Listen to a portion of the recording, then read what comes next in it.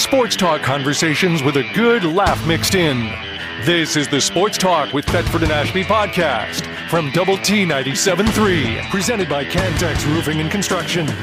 I'm Mike Hebert, owner of Cantex Roofing and Construction. Every day is game day, and we'll get it right when it comes to your roofing, construction, windows, and mirrors. Call Cantex Roofing and Construction today. Together, we are one serving you. Okay. These two are going to be a little out of alphabetical order. Mission Services Companies down there in Midland and Odessa, but I need to do them right now because we're back on down there in Midland and Odessa. For all your oil and gas properties that have weeds, and you can't have weeds down there in the oil patch. You got to get rid of them. Well, Mission Services can do that for you. I'm going to give you the number and the fella to call. Call Tyler at 806-632-6325.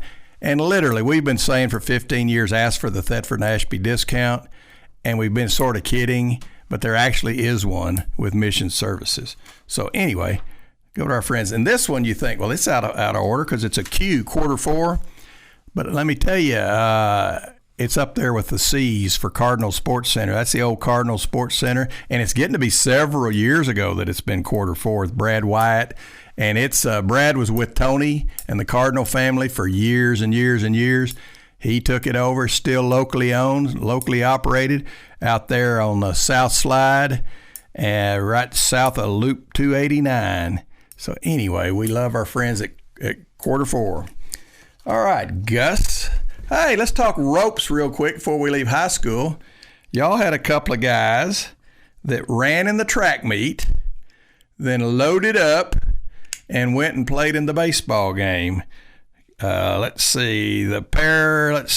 Guys' names were Mason Marmolejo. There you go.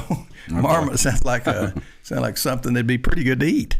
Mm-hmm. Mason Marmolejo and Branson Cimental. That makes more sense. Cimental. All right. They ran in the track meet and then got in the car and went and played. That's great. Yeah, it is. And I think they won. Is Ropes winning? Yes, I think they won their area round series against West Texas Stinnett. Okay. Good. Hey, Ropes has got it all going on out there. As the city starts heading west, which it's done for the last, I guess, 100 years. Yeah. And the athletes tend to go west with them. Ropes is fixing to be real good, just like New Home, just like Friendship and Cooper. As the city heads that way, they tend to get the athletes, and they've got them out there, or getting them out there at Ropes.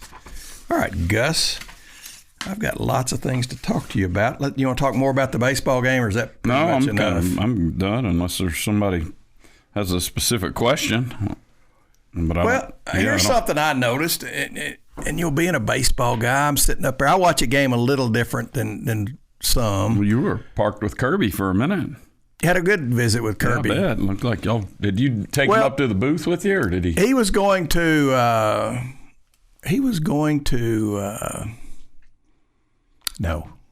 No, he didn't. All right. I'm not sure he didn't slip out because he and Dr. Skubinik. Kirby was going to be on tomorrow, but he had a conference call, a Zoom call. He and Dr. Skubinik had a Zoom call this morning, and he thought it may last. It may last till noon. Sure. I said, well, that sounds a little bit more important than our show, but he came up with an even better excuse last night. They boarded a plane, and they may be listening right now, but they're getting on a plane, and you know where they're going? Men's golf. Guess again. You're close.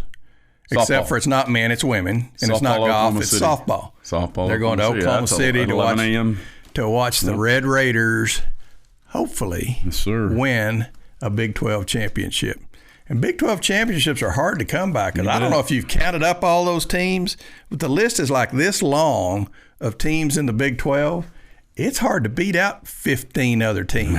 And I guess everybody plays softball, but maybe they don't. I think there's two that don't. Does Iowa State not play softball? No, Iowa State does, and they lost in a semifinal yesterday to Arizona. Okay. How about that? TCU is one that doesn't TCU doesn't play softball? Yeah, really surprising, isn't it? Well, it really is. Well, I guess that's not really a rich man's sport. They're more of a tennis, golf, that type of I think they do. skill. Well, they won the national championship in beach volleyball this week. Who knew? Oh, wow. Who knew that was a thing? I guess it's an offshoot of your volleyball program, but I don't know if the same players. And we beat out like Stanford and. Yeah. And I'm saying, so did we win the conference? I guess if you won the conference, we're the only ones in the conference. TCU won beach volleyball. That's what I'm saying. How did they beat out the West Coast team? Yeah, they beat Pepperdine or one of those schools for the marbles. Huh. Yeah, how about that?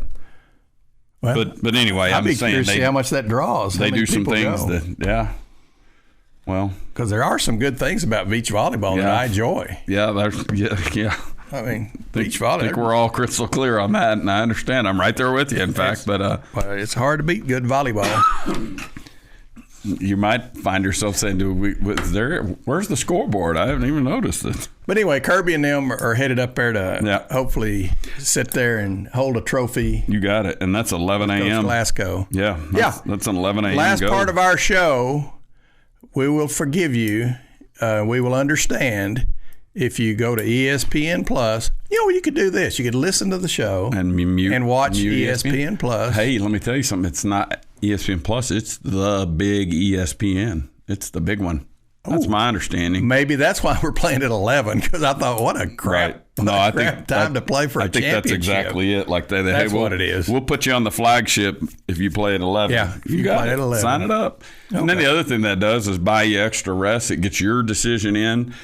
Our decision is in. Our conference decision is in, because Sunday night, ESPN 2, check your stuff, thinking 6 or 7. We couldn't remember if it was 7 Eastern, 7, whatever, but it's ESPN 2, 6 or 7 o'clock. That'll be when the field is announced, and the key thing we're looking for is a host site. We're going to be in the field. Yeah, we're going to be in the field. We want to host. Oh, we're going to host. We're going to host a first round. Yes, we got to. I mean, there's serious problems if we're not hosting the first round. Now, to me, if we win anything like we did yesterday, what was that, 18 to zip? Nothing, yeah. Was it nothing? Big 12 tournament record. Not a Texas Tech record. Like, nobody has ever scored 18 runs in a tournament game. Well, I wouldn't think so. Thrashing. Yeah. And I think both games we have given up a total of 0 runs. Is that right? Yeah. I was thinking, Baylor didn't get one? Yeah, the Baylor game was 4-0. Was it? They had the bases loaded with 2 outs in the 7th, so they had the tying run at the plate. But yeah, that's what I was thinking. Oh, and it's a funny thing about softball, and I'm not sure it would be fine with baseball, but baseball's hard on your arm, so if you sit over there for an hour, it'd be hard to come back in and relieve after you've started. Right. But Naja, and I don't know if she's done it. I know she's done it a few times, but I don't know if she's gotten a win and a save in the same game before. But that's one of the unique things about women's softball is you can put your starter in there, and maybe you get a couple of run lead, and you put her over at first base. They got bases loaded. You bring her back in. So isn't that great? Yeah. And I don't have any problem with that. I mean. Yeah, and they had pinch run for her, courtesy ran, done some different things, and Kat Osterman was in the booth. And she goes, I ought to check the rules on this. I didn't even know this could be done the way they had run for her a couple times. When she was pitching, she'd get on and we'd do I guess it's like a courtesy runner. And then they take her out of the game. And as you said, all of a sudden, bases loaded, 2 outs. Say, you go in there and get that thing, Yeah. And, it's pretty fascinating how the way he used her. Hey, in Glasgow, he's pretty sharp. Yeah. Here's an amazing thing, and I didn't know this, and it might not even be the truth, but it was said that he hasn't lost a series. Yeah. In ever. Since he's been a head coach, he hadn't lost a conference series. Yeah, I think that's what I heard. But I'm going to tell you this also. In fact, one of my buddies at work came in and we're talking. He goes, here's the darndest thing lately. He said, it just seems like, and he's on Facebook and I'm not, but he sees stuff. He goes, it just seemed like there's just a lot of lying going on. They just make stuff up. And I said, yeah. Terry the other day said, hey, Coach McGuire turned in his resignation. And I said, well, dear, I'm pretty sure he didn't. But it was just somebody, what do they call those? Like trolling. Yeah, they're trying to get you to click on it so they. Hey, and that's the crazy thing about it too. I mean, you really do have to do sort of your own little investigative journalism, because the first thing I do when I see that stuff is you go like, all right, I'm considering the source. Who is this? I've never heard of this person. Or if they're doing it in the name of some deal, it's not ABC or CBS or something like that. It's some Shishawali deal. Like, and now I think AI gets involved in some of that crap. And but yeah, that.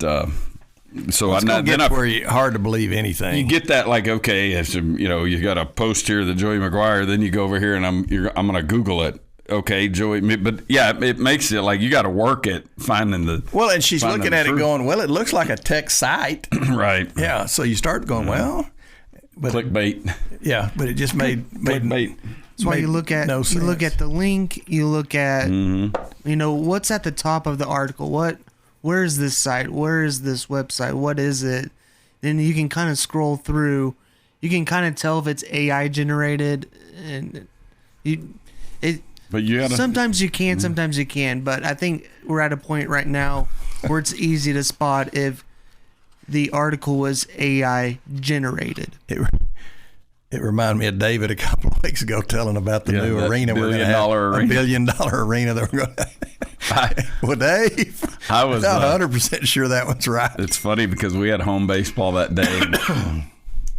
George Watson was down there talking with my dad, and he was like, that thing was a fake, this and that. And then Dad had seen Billy Breedlove sitting back over here. Of course, we've known Billy forever, but Billy's the facilities chancellor or whatever. Yeah, we're going to get $1 billion. Yeah, Dad said something to him, or maybe, or I don't know, but he's looking at his phone. He goes, I have an email here from the CFO, somebody like big at the system, Texas Tech. How come I didn't know about this? I didn't know about and Billy's going. David called it a removable roof. Right? Yeah. Billy was like, I can tell you this, because whatever the number was, $1.2 billion. And that's a bunch. Billy was like, our entire budget, like for the upcoming, academic buildings, big projects that they have, they're like, they all don't add up to $1.2 billion for something that we already have, and it's state of the art, and it's as nice as there is in the country.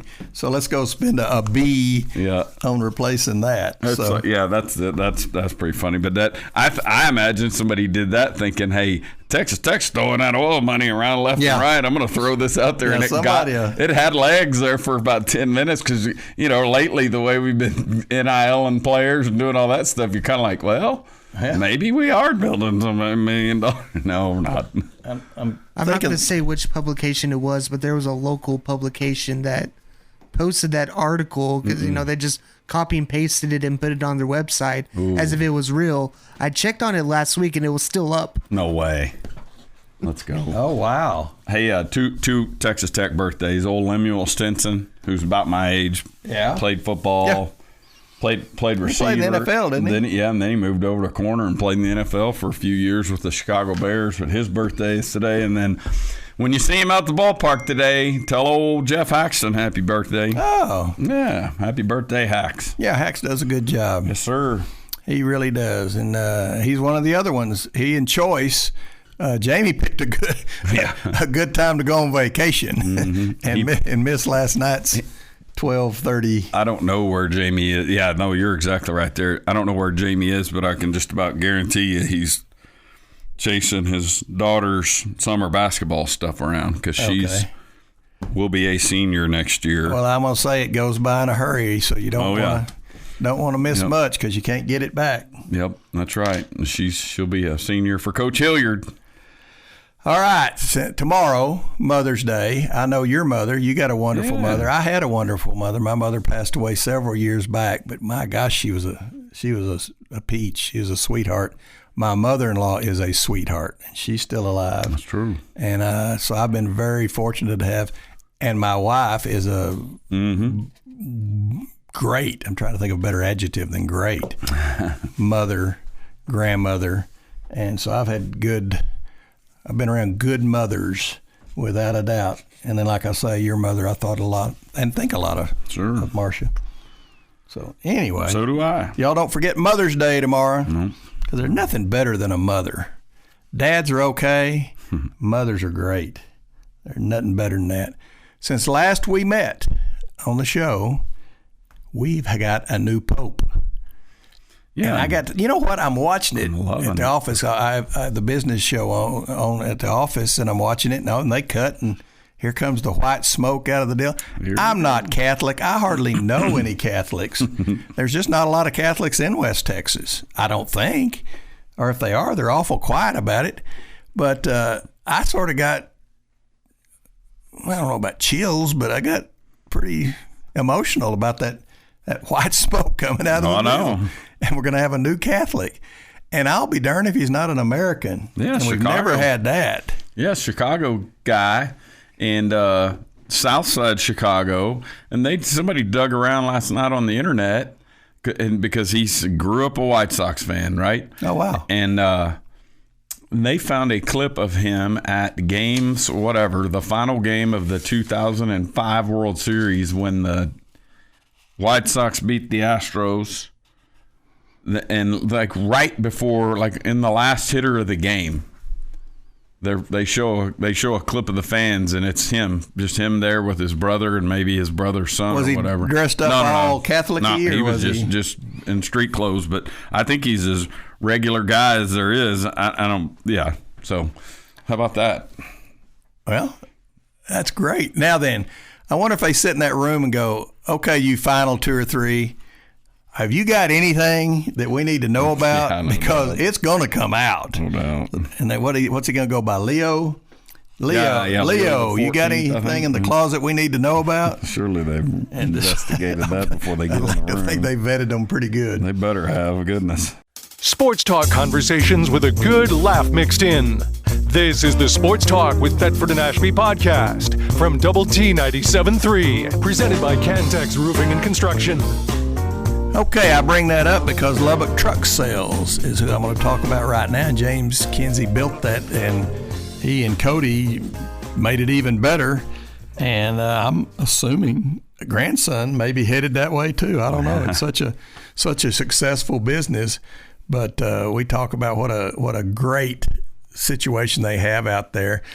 I say it's up there with Prairie Dog Town as far as things you ought to go see because it's just gorgeous. They got a 26 bay service area, and you could eat off the floor out there. That is a well-run place at 1801 East Slayton Highway.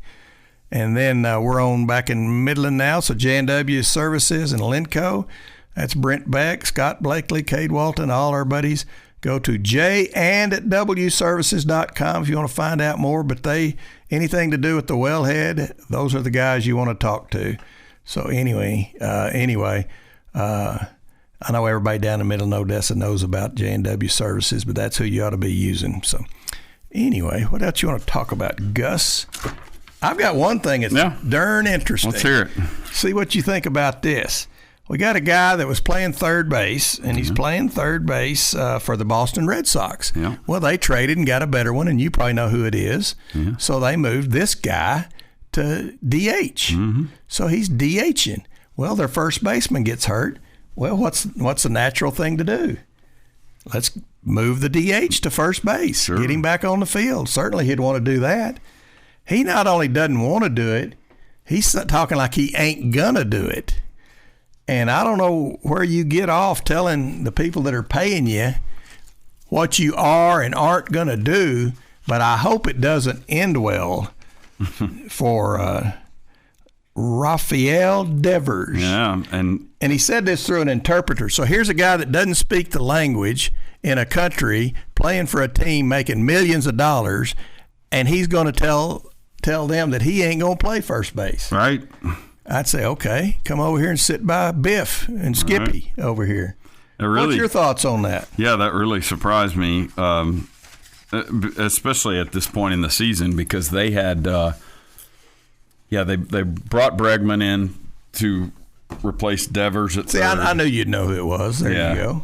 Bregman won the Brooks Wallace Award. Oh, there you go. There you go. Hey, good shirt. Yeah. And so Devers can really hit. There's the key. And maybe he would move to second or maybe to first or whatever, but DH. And they in the last week have had a torn ACL from a first baseman. I can't remember how it happened, if it was a collision over there or something, but a torn ACL. They may need a safety base like we have. Yeah, they could. I don't even remember the nature of it. If they got tangled up on some kind of a pick play, I don't know what it was, but. Yeah, and I'm sure that was when they were like, "Hey, Devers, you go to first." And the fact that he said no and the way he did, goodness gracious, what are you doing, man? I mean, now this throws his interpreter. He says, "I know I'm a ball player, but at the same time, they can't expect me to play every single position out there." He says, "Right now, I don't think it would be appropriate decision by them to ask me to play another position." But you're DHing right now, man. The chief of baseball, I don't even know if you call DHing a position. Right. You're a batter. You're a hitter. Right. Now, it'd be a good gig, but it'd be hard to do. Sit over there and. Sure, to do third base. Yeah, I agree with you there. But, yeah, so you've got third base in there if something happens to Bregman. But third and first base are, they're cousins. Yeah. They're cousins. I mean. Close enough. Mm-hmm. And let's see, the Red Sox chief of baseball operations is Craig Breslow, and Devers says Breslow played ball. I would like to think that he knows that changing positions isn't easy. Well, so it doesn't have to be easy. You just do it. Right. I mean, you're getting I don't know what this guy's making. I'm sure, but I'm good positive it's millions. Yeah, because he's put up good enough number. He's a real guy offensively. It's like he's worried about looking bad. He's worried about some failure, and I'm sure the Red Sox are saying, "Hey, we understand. Do the best you can. Crap, help the team here." Mm-hmm. See, he said now they should. He said this is Devers saying now they should do their jobs essentially and hit the market and look for another player. I'm not sure why they want me to be the in-between. Next thing you know, someone in the outfield gets hurt, and they want me to play the outfield. Mm-hmm. I know the kind of player that I am, and that's not where I stand. He's taking a stand, Gus. Goodness. Well, my stand on him would be come over here and sit. Sure. So anyway, they told me I'm a little hard-headed, but they already asked me to change once. This time I don't think I can be as flexible. I don't feel they stayed true to their word. They told me I was going to play this position, DH. Now they're going back on that. God. They're trying to win games, fella. Mm-hmm. So anyway, that's one of the all-time. Yeah, that's ugly. So I just hope it doesn't end well for him. That's just the meanness in me. So anyway. Hey, the big news I thought around Texas Tech circles was the Cody Campbell. Yes. Being appointed. Thought about seeing if Cody could be on today. I'm hoping he doesn't get too big to come on. Yeah, he's about to get really big, and well, you talk about a I don't know what you want to call it, an invitation to the dance or a seat at the table or whatever you want, man. Him there with Saban, part of a commission on college sports that and those two are going to co-chair. The thing I hope, a few things. I think Cody's been the most thoughtful in his approach to this because in the piece that he wrote for the Federalist that we've all kind of talked about over the last 3 weeks, he talked about college sports needing an antitrust exemption. All right. Then, which is great. How do you go about that? Is that legal system? Is that legislation? I don't know. It won't be easy. Well, we had Tuberville on when this first started. And he said they've talked to us, and they think they might want us to get involved. And that's what we're getting to. Yep, we're getting real close to what he was talking about. I think it's been 2 years ago. Oh, absolutely. Yes. That we had him on talking about this stuff. And he said, but they really need to think about that because if they get us involved, talking about Congress, if they get us involved, it's going to be law. Right. And they're going to have to do it, and they're going to have to do it this particular way. Well, I thought that was pretty neat that we've had him talking about it, and we had Cody on talking about this stuff, and that's going to be 2 of the 3 main members of this committee, whatever you want to call it. That's exactly right. And if they're really, really interested in solving it, then I would, hope that they have enough attorneys in the room who, say nope, you can't do that. Well, but they would say, hey, this is not gonna pass. This lawsuit would be filed the minute. And so if this is about just them getting, Trump to one of those here's the executive order I signed. I'm off camera. Those like things that he likes to do. The he photo does have a good autograph. Yeah, with the big signature and all that, and it's some executive order. That doesn't change anything. It does a really good job of telling everyone what his position is and this and that. But it's that's where I think they're going to tag the senators in, right? And it's going to make a law, and they're going to have to. Yeah, and there's so many approaches to this. One thing is at the federal level when they've asked for help, especially going back 2 years, they're trying to make sure that Tennessee and Texas and California and Alabama all have the same state laws that say you can give NIL to high school players or you can't, or all the different things.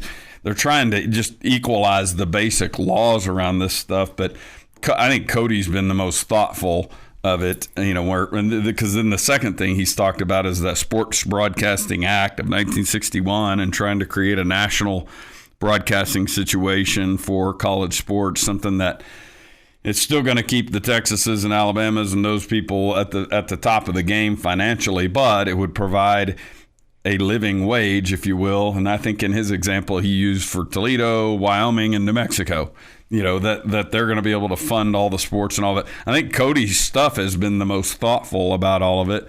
What comes out of this, I don't know. But the best part is there's a Texas Tech guy highly, highly prominent there. And so our voice is being heard. And more importantly, we don't have to fish through a bunch of rumors to get the real information. We're going to get it straight from the guy who is the chair of our Board of Regents. And so, if there's ever a point at which the thing gets whittled down to 40 teams that are in the in crowd or 60 or 30 or whatever. Where do you think we missed the cut? What number do we miss the cut at? I feel safe if it's a 40-team league. Yeah. I'd hate to be much less than that. Because you just a lot of the rankings and different things that just over time, things that historic stuff, stadium size, some of that stuff. A lot of those times are just bigger, broader lists. We end up in the 30s somewhere, and so that's where I'm thinking. Ooh, they cut this thing down to 25. I don't know. We don't have that kind of juice, I don't think. Yeah. If they cut that thing down to 35 or 40, because the other thing, if they cut it down to 35 or 40, there's plenty of room for a lot of the Texas Techs and Texas Techs and North Carolina states and Oregon states and some of those just budgetarily that are sort of middle of the pack schools, and I think we survived something like that. But that's all coming. The other thing that happened this week, Brett Yormark signed on for 3 more years as commissioner. That's good. I do too, because think about it. I think his previous deal was set to end in 2027. Now this thing pushes up to 2030 or 2031, and we know that those are the big years. That's when all the media rights run out. And so darn good and well that when we get around to 2028, 29, 30, those guys, that's when the games are going to be getting played. That's where the next round of conference realignments, or they're going to let all of these media right deals run out at the same time and reform something. But we want Mr. Yormark at the table there on our behalf, I think. Yeah, I think so. I'm not 100% sure. History will look back on it and see. Hopefully see how well he did. So he's been good so far. Mercy. Yeah, been good so far. And this is very interesting stuff going on. Oh yeah. And one thing we know for sure, there's going to be change. Oh yeah. And change comes faster than you ever would have imagined. Just like the Pac-12, would you have thought there wouldn't be one? No, I know. It just and I really think, and I'm glad we've got a Kirby Hocutt. You bet. And Dr. Skuvenik. Most presidents don't take Dr. Skuvenik for granted. Most schools don't have a president that is locked in with athletics as he is, and we're very fortunate to have Dr. Skuvenik. I think so. Yeah, I think we have a point in time right here in these last 5, 6, 7 years where there's been tremendous alignment from the regents down to Chancellor Mitchell. Interesting about Chancellor Mitchell, he doesn't really spend a lot of time and energy on the athletics thing. We love Ken Hance, but Ken Hance is not afraid to walk in there and tell Mike Leach to get, do whatever. Yeah. He stepped over the president and the athletic director and went right in there and handled it. Ted Mitchell's, that's not him, and so, and he's been good and supportive, but not in the way, certainly, and stays very much in his lane. And then you go down to Skuvenik, and then if you're concerned about athletics, as we are, Kirby, all those people like each other. There's good working relationships. You don't have these factions and this group hates that group, and because we've been through that in the past. We've been through that, and it's right now it's aligned, and it won't be aligned like that for much longer. And I shouldn't say it that way. It may sound like we're going to head off into chaos, but Dr. Skuvenik's on his last contract. He's in his early 70s. Think about it this way. We're talking about Dr. Skuvenik. How many college presidents would load up and go to the softball conference championship game for their school? I'm going to say not hardly any. But that's where he's going to be today because it's important to him. Love it. Anyway. He'll be home by dinner, too, since that game's at 11 o'clock. Yeah. There's some positives to playing at 11. Yeah, no without a doubt. Hey, and there's some negatives to playing at 8:30 at night. Yeah, me right now. I just sitting there thinking, if you and Choice weren't stand-up guys, but I'm just sitting there going, they've got an excuse. They've got an excuse to bail tomorrow morning. But that's why I texted them at 12:30 or whatever it was and said, hey, I'm staying up with you guys, and I'll be there in the morning. So that was my way of saying I expect y'all to be there tomorrow morning too. You were on my list. You were good. So anyway. All right. Well, here's a little article. We're just going in the order. Perfect. My stuff checking some boxes. Let's see. It says here soon the White House will step in with a little help from college football legends. Let's see. White House involved comes amid. Tell you what, that's one thing. Like Trump or not, he gets stuff done. And like Trump or not, my God, he's like the Energizer Bunny. It's unbelievable what that guy does. I don't see how he does it, all the things that he does. And like I say, they probably won't all turn out to be absolutely the perfect thing to have done. But, we're certainly giving it the good old college try. This will be interesting over this next little stretch because we're going to have a House settlement agreement maybe this week. I wish that guy's name was like Jones or instead of House. Because when you hear House, you think and it was House, Smith, Ashby, Gustafson, and Riker versus the NCAA, I think. But his name was listed first. You know who he is? You know what he was? Oh, have you heard this? Let me guess. I should know this. He was like a swimmer or something. Yeah, that's right. Arizona State swimmer. This is House. But the House settlement, she had the judge is pretty much good with all of it. She wants a little bit of a grandfathering on the roster size deal, so sent him back, said, hey, fix it up, and then it's going to get approved. Does the judge have any background in athletics? I don't know. It's she in California, and you go, come on, and I think she's handling it fairly well. I do too. I think, of course, the key thing there is she's just reviewing, it's just me reviewing the agreement that Brennan and Gary put together, and so I'm looking at it going, this will pass muster, or hey, that's not going to pass muster. That ain't going to cut it. So she's not the author of all this stuff, but she is sort of advising the process, and the key is her signing off, and that could happen any day. All right. We still got more stuff to talk about, and we'll do that right after this break.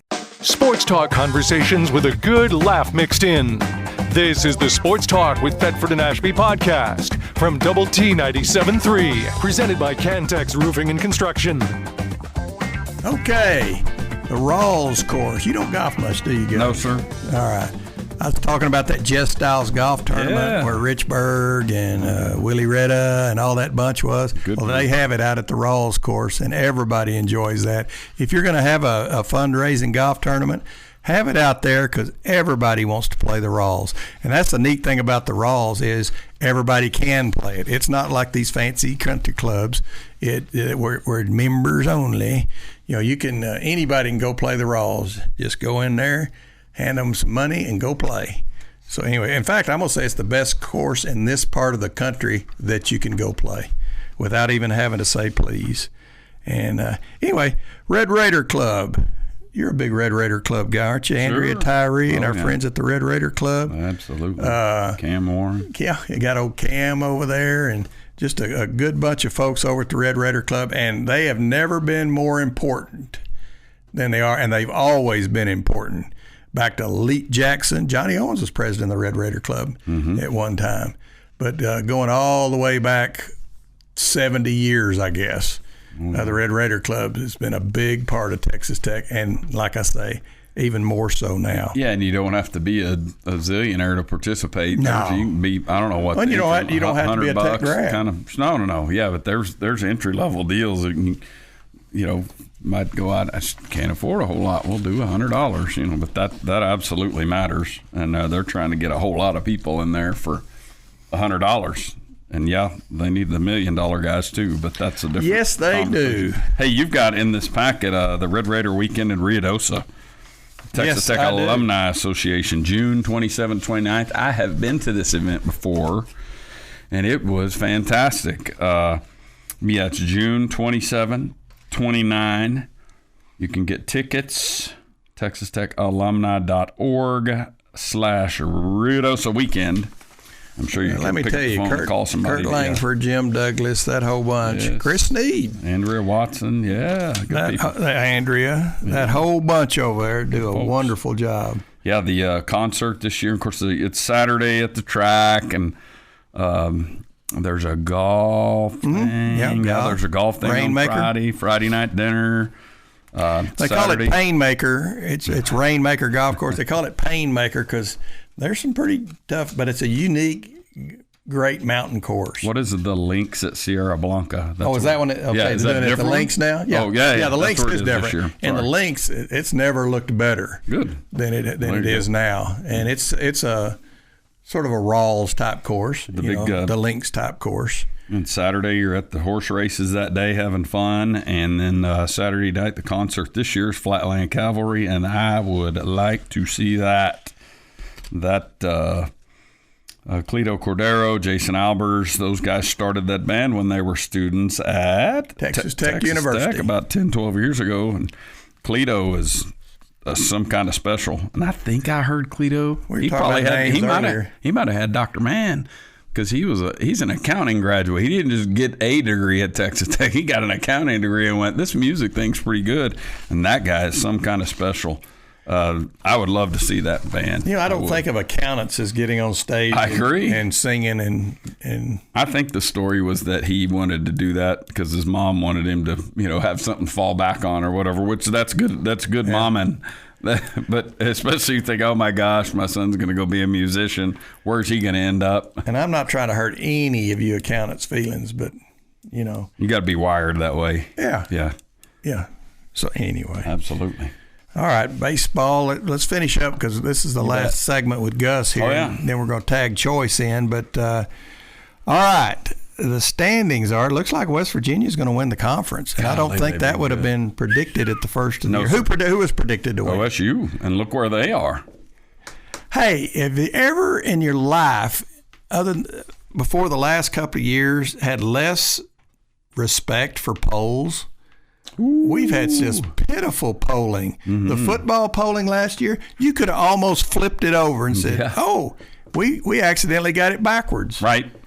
So, and this too. I mean, I don't know where West Virginia was picked, and I'm pretty sure Kansas wasn't picked that high up, but maybe they were. And Tech was picked fairly high, weren't they? Yeah, fifth or sixth. Yeah, fifth or sixth, yeah. When they picked us fifth, I thought, really have a chance. That's not enough respect for us, guys. Come on now. And I'll be darned, it's maybe a little too much respect for us.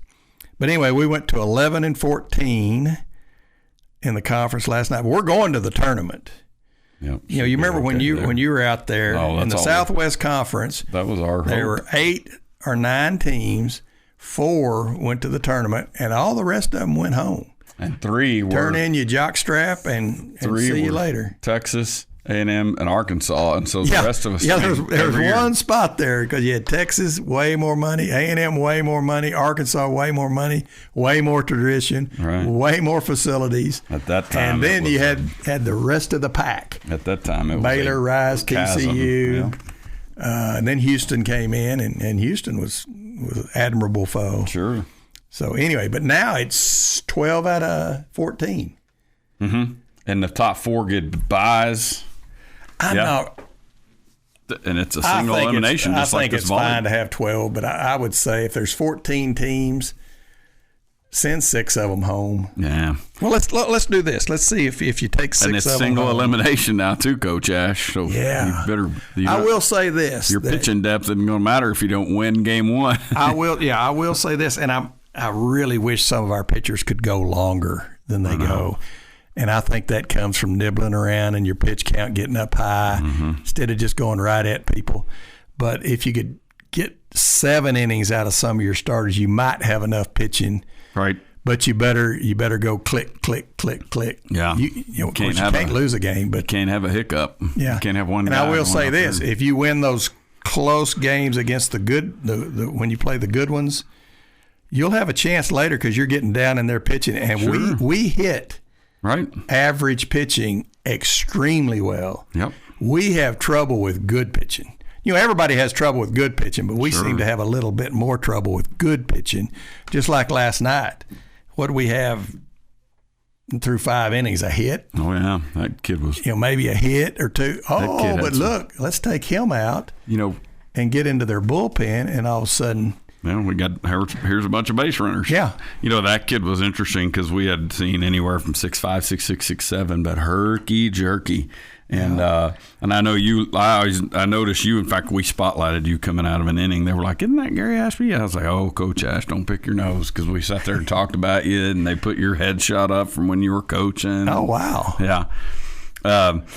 But I know what you're doing. You're sitting down there looking at the pitcher, good breaking ball, this and that. I like to go down the first few innings and just watch and see if a guy's pitching. Is he pitching or is he out there just throwing? Well, that kid last night was 87, 88 with his fastball, but big time herky-jerky and had really established a good changeup. Yes, he did. And he was pitching ahead in the count. And so how many swings and misses and bad swings did we get against an 88-mile-an-hour fastball? And let me tell you what.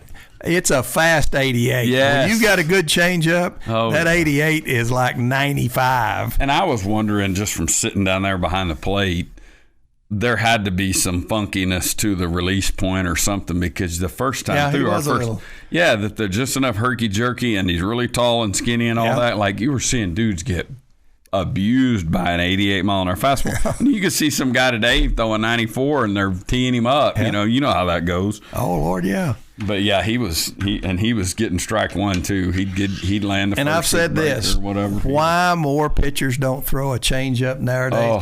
I think they're scared of changeups because it's really just sort of tossing it up there, kind of finesse. And if somebody's looking for your changeup and you tell them you're going to throw it. Speaking of that, I've got then you're just sitting on a 79-mile-an-hour fastball, right? Yeah, but that bunch I had back then. The first year we led the nation in hitting, but I could make them look silly with my Cuban palm ball, my changeup. Sure. Because a good changeup, you can be all geared up for that fastball, but a changeup will make you look silly. And then once you start throttling it down to get to the changeup, then the fastball, especially a fastball up, looks like it's 95 miles an hour. Yeah. Yeah. That's just pitching, isn't it? There is a new pitch. Did you know that? They call it a kick change. There's one of the photos of the day right there for you TV folks. Kick change. Yeah. Hey, and here's the kick change. You know who's throwing that? That's not his hand, probably. You know who's throwing that and loves it is old Davis Martin. Well, he loves that pitch. Utera throws it here for us. There's a couple of those guys that really like it. You best do something different. Because if you're just out there throwing 92, 94, you better be and you ain't got nothing different. Hey, I tell you something else about that guy last night. His ball moved. I bet. His ball ran. It looked like it. And I think that was part of the issue there. Yeah, the kick change was born in. Here's where the kick change was born. Let's hear it. High-tech pitching lab in North Carolina called Thread Athletics. Former minor league pitcher Leaf Strom developed it. And let's see. It's designed. Golly, they think so much more than we used to. We used to, Yeah. But now he is designed to pitch those supinator pitchers that rotate their forearm and wrist outward and often struggle with changeups. I didn't know that they struggled with changeup. It used a There's a lot of thinking going on in baseball nowadays, folks. So, anyway. All right, Gus, we just got a few minutes left. What do you want to share with the world out there? Oh, man. I get 15 hours a week to do my sharing. I know it. Isn't that something? I'm looking at this thing here. I admire you guys, all you weekday guys. Our 1974 football ticket plans. And I did see, we saw some news about tickets this week. Maybe single game football tickets went on sale. Yeah. I've got that here. Yep, that's a big one. If you were, if you're maybe out of town or you got some friends coming in for the so-and-so game, you know which one I think will be big? Tell me. Lay some knowledge on me. BYU, late. Coach Ash might be our final home game. It's one of them. But they're just, they're pretty good. They've got a big following. If you're, they're pretty well thought of, not that matters. No, and I would tell you this. I don't think this is a secret, but that's going to be the Hall of Fame induction game. Coach Ash, you former inductees will be there on Friday night for dinner, or be invited, I assume. But they've got the class already picked, don't they? Yeah, but not announced. I think they're the final stage of vetting. But yes, but yeah, Coach Ash, I think that'll be the one. I think that'll be the one that people are wrestling to. Because here's the thing: I think we're going to be pretty good, and I think by late November that may be the game that we're going to win that one and go to Arlington. I think that game will have something riding on it beyond just another home game. What might happen? Oh, you heard it here first. Y'all ready? You heard it here first. It may be a back-to-back Tech BYU. Yeah. May turn around and see him 2 weeks later. Absolutely. Yeah. So anyway, and it might not, but it might be. Here it is, May the 12th. What day is today? All right. So tomorrow, Monday, yeah. You folks that are at the $25,000 level can go in and get your single game tickets. And then on Tuesday, you $10,000 and plus donors can go pick out your single game tickets. And then on Wednesday, the $3,000 plus. Thursday, the $200 plus. And then Friday, the $50 plus can go. Season ticket holders.